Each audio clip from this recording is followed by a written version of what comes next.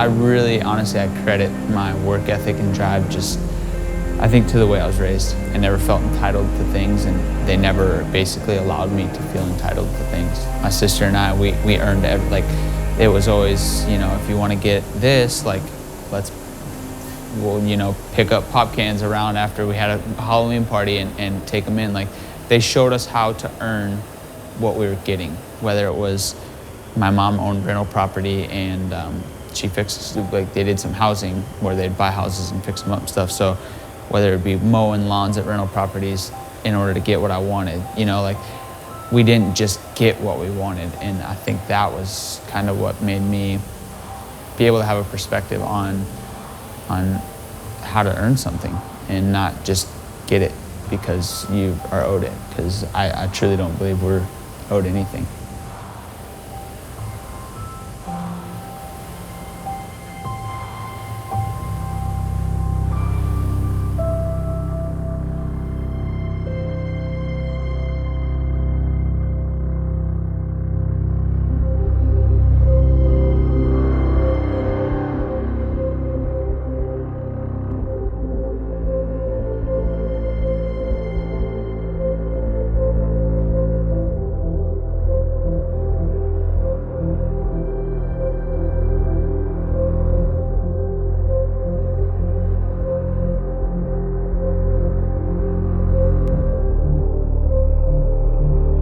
I think the first race that we went to,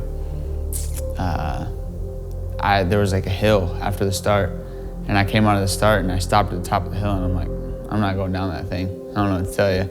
And my dad was at the bottom of it, like, come down, you're good, and I was like, nah, I'm not about it. And my sister raced, and that night a kid, in the senior 50 class or whatever, I think it was a fair race, and I guess a kid crashed really bad off some double or whatever, and my parents were sitting in the stands. My dad's like, I really don't know about this. And my mom looked at him and said, no, I think we're gonna do this. I think the kids are gonna be really good at it.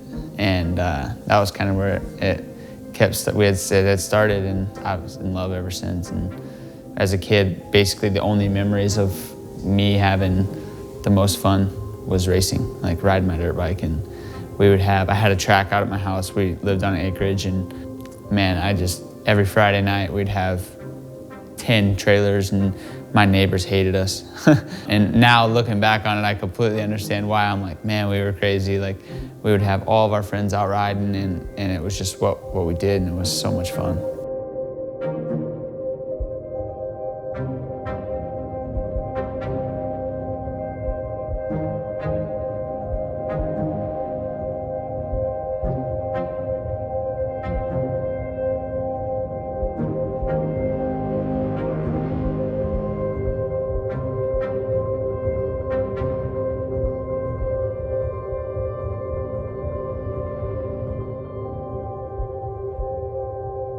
Growing up, Iowa had a really good fair race scene. Be really good A-class turnouts. Actually, there was a lot of fast guys. I remember Teddy Mayer, Cody Gilmore, Travis Hodges. He was I think he was in his 40s, it seemed like, and he was one of the best dudes. So I remember kind of going to those races and stuff, but more so the amateur nationals it was really fun. It was so cool to us. Like, when I'd go to Loretta's, I'd see AC on a Super Mini, and I was just like, oh my gosh, you walk by the tents and stuff like that, and you're just like, this is unreal. I mean, I'd go to Loretta's and get 25th, who knows, So it was more so almost like a family vacation, and we wanted to do good. We did our best, but we just had a lot of fun doing it. My dad's always kind of said, I knew you had something, and there was something there that you could be really good at it. But yeah, to me, when I was on 65s or 85s, the dream or the goal was always to obviously get a team green ride or whatever it may be, but it was kind of unattainable. That was the master goal. That would have been the craziest thing ever, would be to get a team green ride as an amateur. But to think of racing pro and making a living of it was not even really a thought. It didn't seem obtainable at all, and I guess I didn't even think of it and think man, I couldn't do that, I don't think. it was just not really existent to me.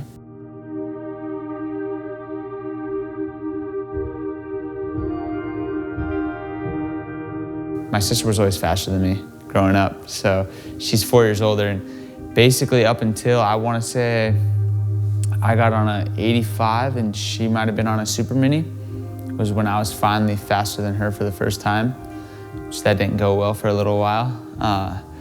But yeah, she was kind of, I mean, I still to this day give her so much credit for me even being anything on a dirt bike, because I was always chasing her, you know? And even still to this day, even after I wasn't chasing her on a dirt bike, like I chase her as her successes and stuff like that. So that was a huge part of me being racing and stuff like that. But we never really took it super serious. I don't have a single memory of my mom or dad freaking out on me at a race because I didn't do good. Nothing. I think I got in trouble one time at a race because I came off the track pissed off looking for another rider because he took me out, and my dad was like, you leave it on the track, you know? So that's, I think that's why I'm still able to enjoy it as much as I am.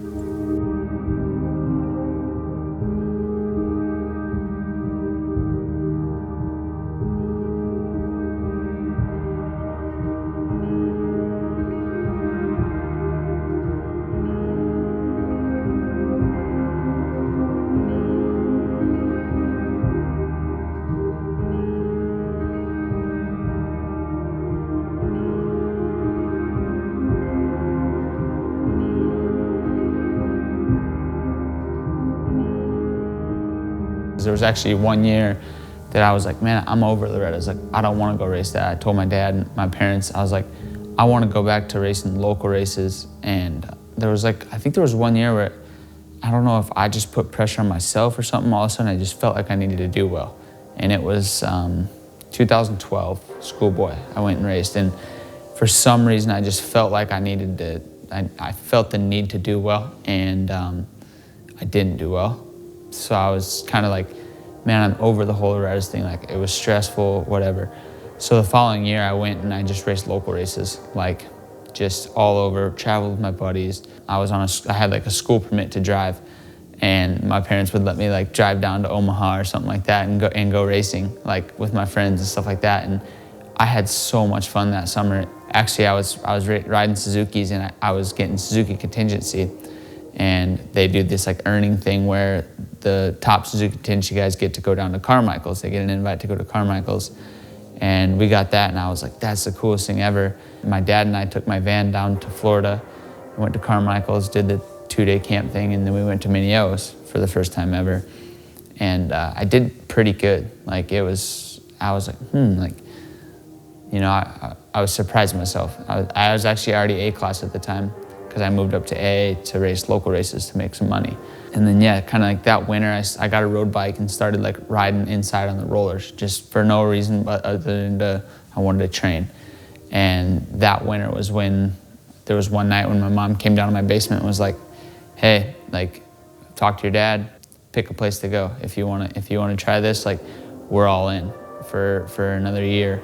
And I was like, I couldn't believe it, but I was so stoked.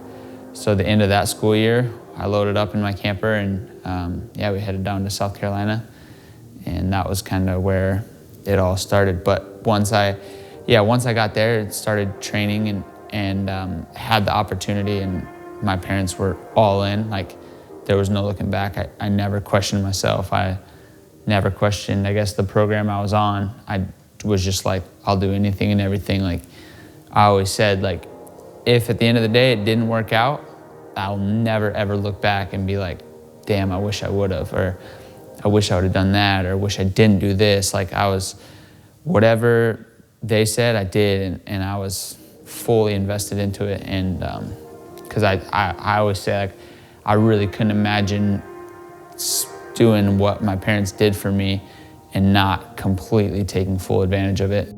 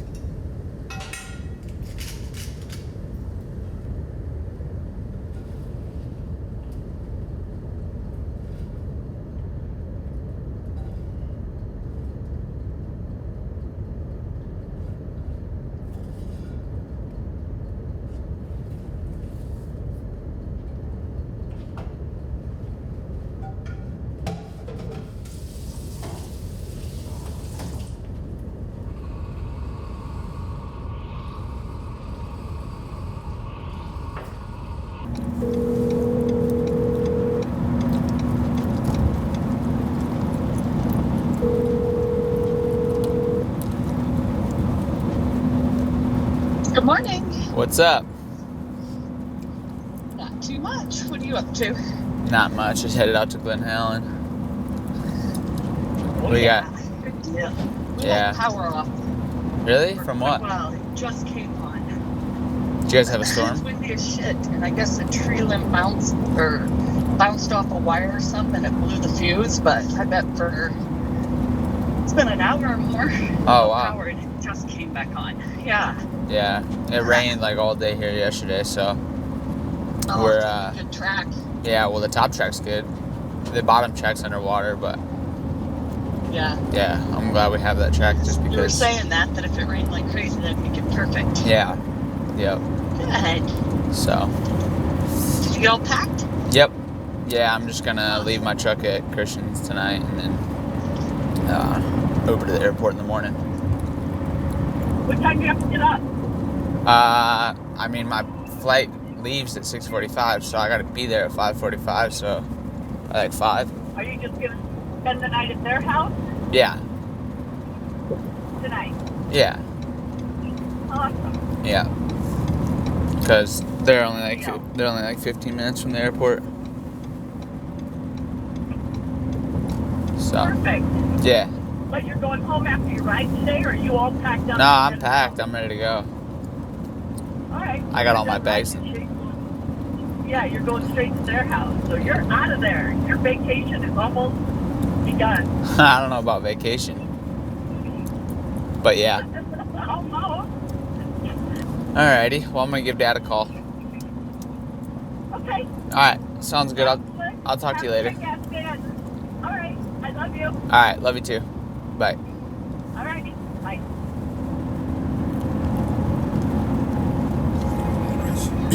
I go somewhere where they riches. I feel a little.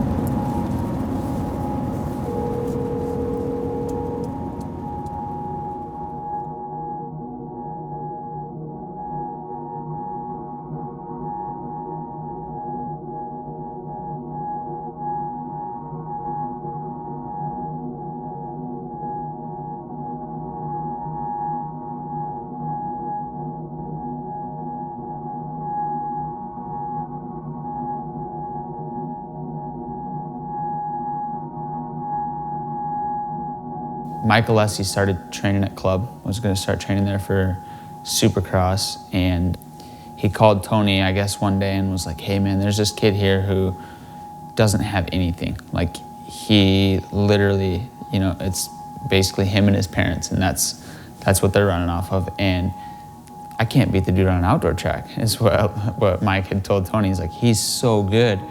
And I was gonna be going to Daytona Supercross for the amateur race that spring. And so I got a call from Tony Alessi and was like, hey, would you be interested in, if we kept our semi at the Daytona Supercross, we'll give you plastics, graphics, new tires for your bikes, like we'll kind of supply like basically the stuff to keep your bikes fresh for the weekend, and a mechanic, and you can pit under our semi.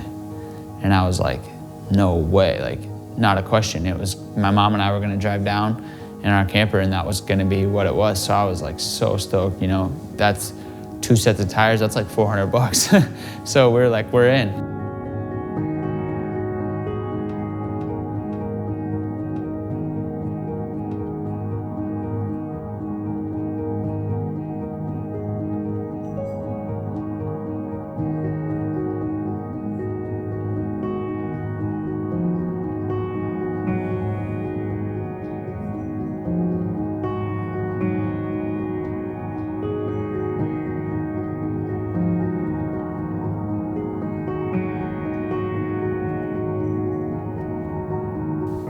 I think that Tony and Mike Genova both saw, a lot of heart in me, and they liked what they saw for some reason. I'm not sure exactly why, but so after that they came to me after Freestone and like offered me basically a deal to race all the way through Monster Cup that year as an amateur, and they were going to support me throughout the rest of that last year of amateur. And so that was kind of the way it all came about, honestly. And they took me to Mammoth, Loretta's, everything. And actually that was the year that basically my parents were like, up until the year that you're 18 at Loretta's, we're fully in, And by then, if things don't go the way, whatever, you get a job, come home, go to school, whatever. Like I said, the way I was raised, kind of, it's not, live under your parents' roof till you're 20, whatever, and just kind of do your thing. It was like, hey, we raised you, 18, it's time to roll. Like, we're gonna help you with, if you need things, like, they'll always support me, but that was kind of the deal. So that was basically kind of my saving grace. Like, that they kept me afloat throughout the rest of the year, and my bonus money and stuff like that kept me, I was able to pay for my living, pay for my training, so on. And then, so yeah, I got all the way to a Monster Cup with them.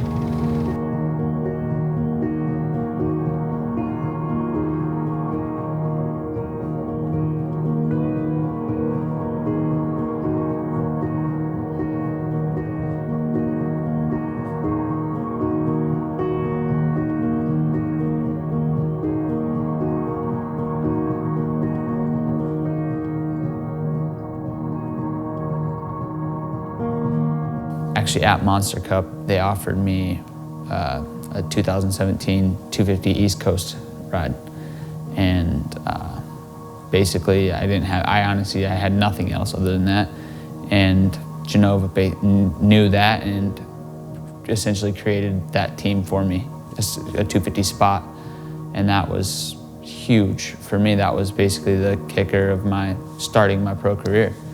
So, yeah, I credit a lot to that team.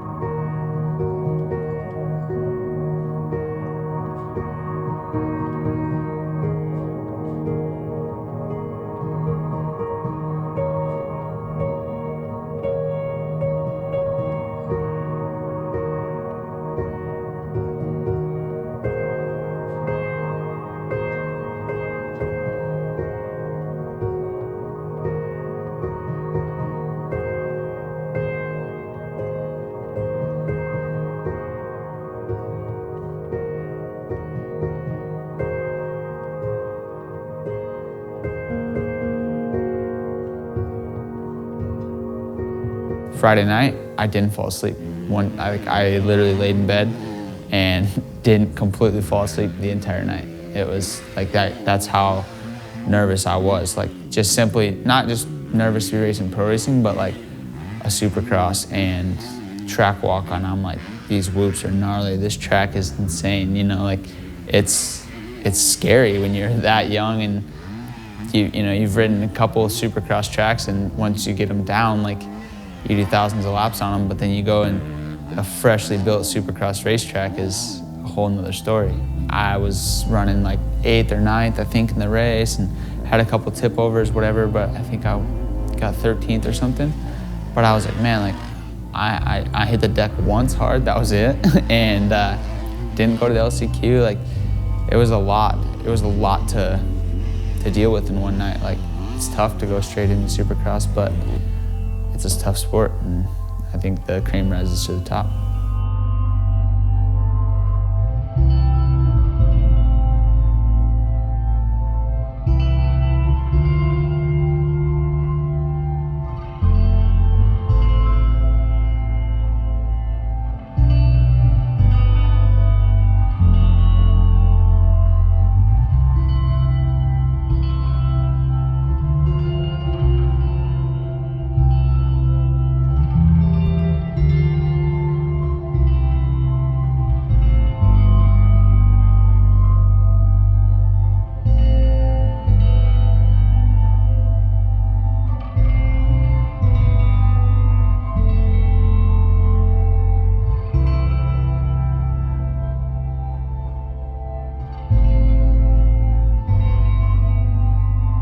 They called Genova and Tony Alessi like 3 rounds into the East Coast, and they wanted to have me come race. And like I said, Genova made that, kind of that whole program around me. I got a call from Tony, and he had mentioned that they wanted me to race outdoors. And he also said, he goes, they want you to race Supercross too, but I can't promise anything. I still got to talk to Genova. And basically, kind of throughout the next week or so, honestly, Genova, he essentially negotiated my deal with Geico, because he was like, I'm not letting him go unless you guys make it worth it for him. They gave me the rest of 2017 and then a full year of 2018. He basically helped me into like, we don't really just want to let him go for you guys to use him as a fill-in thing. Like, we want it to be like a really good platform for him, and that was really cool. I mean, it was unique to be able to basically leave a team mid-season who was so invested. I wasn't even in the middle of the season. I literally raced 3 races for them, and they were that far invested in, but they saw something more for me, and yeah, they let me go.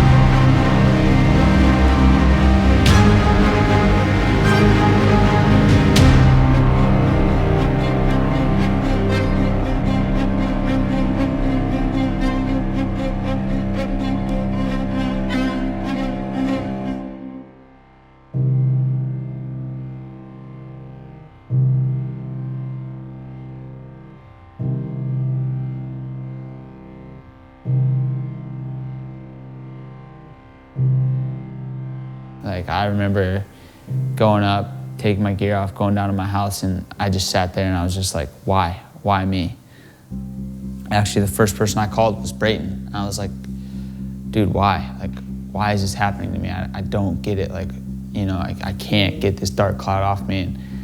And I'll never forget, he was like, I know how bad this seems right now and how it seems like it's everything to you, but he's like, you're gonna look back and there's a, like, and it's kind of cliche, everyone says, you know, everything happens for a reason, but he's like, this is all for the better. Like, I know it seems like the world's ending, like you were feeling so fast, this should have been, you had this perfect picture of what this was gonna be painted, but he's like, I promise, like, the smoke will clear, it's all gonna be good, you know? So that was, I chilled out, honestly, just after talking to him. I was like, I needed that, you know? So anyway, we decided to heal up and come back for the last 9 outdoors of 2018. And I struggled.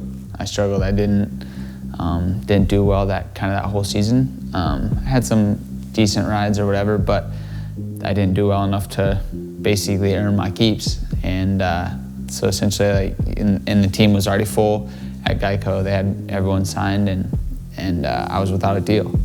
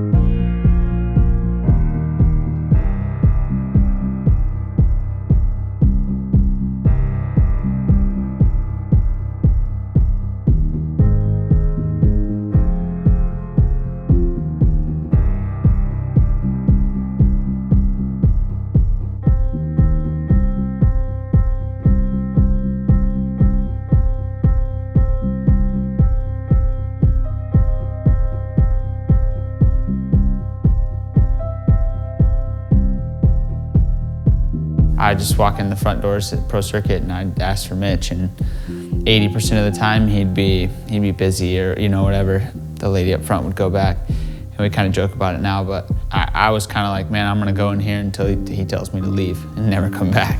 Kept going in there, just saying, hey, like, I don't have anything for outdoors, I don't have anything for 2020. And then actually after Faulkner got hurt, unfortunately enough, kind of sucks going down there being like, hey, I know your guy's hurt, I know he's not gonna be racing outdoors, but that was what I had to do.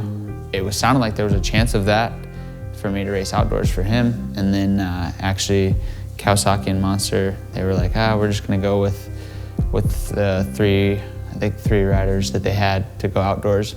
So then that was out. Yeah, I was out at Milestone on like a Wednesday riding with Christian, and that night TK called me from TLD, and I had been bugging him a lot too. What do you guys got going on for next year? And he had called me and was like, hey, I want you to ride the bike next week. And I was like, I'm in. And I actually I went over to their semi at Thunder Valley, and he's like, let's go racing. And I was like, for sure, like, I'm ready, So I rode the bike for like 4 or 5 days, and then went to High Point, and that's kind of where my summer started. So I really only missed 3 rounds of outdoors, and I kind of knew the whole time. I kept telling myself, the first 3 rounds, like after the first 3 rounds, I'll be on a bike somewhere. I knew that I had to have been the next guy, right? Like I knew that if someone gets hurt and they're gonna fill a spot, like, I gotta be the guy to fill it in. Like I had confidence in that, and I just wanted to go racing. Like, I knew that I needed to be racing, I needed to stay relevant. I did my best and made the best of it throughout the summer, and really improved on my results from the following year. And yeah, here we are.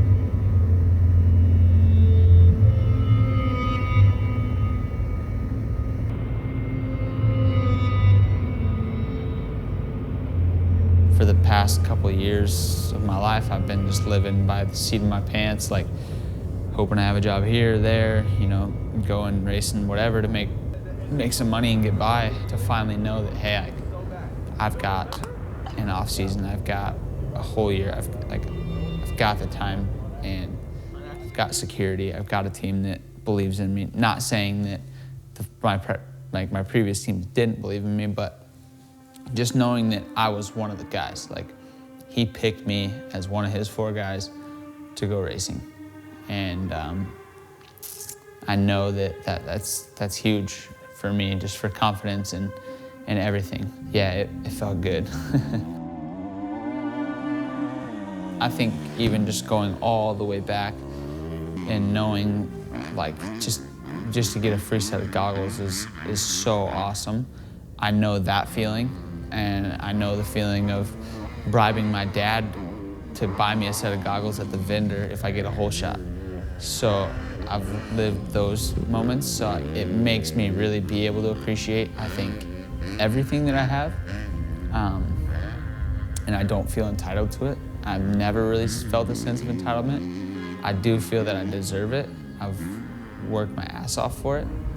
But yeah, so it makes it, I think it makes it more enjoyable when you can go up to the track and it feels really good to be able to just pull up with your gear bag in the back of your truck and your mechanic has your bike ready. Like, that's awesome.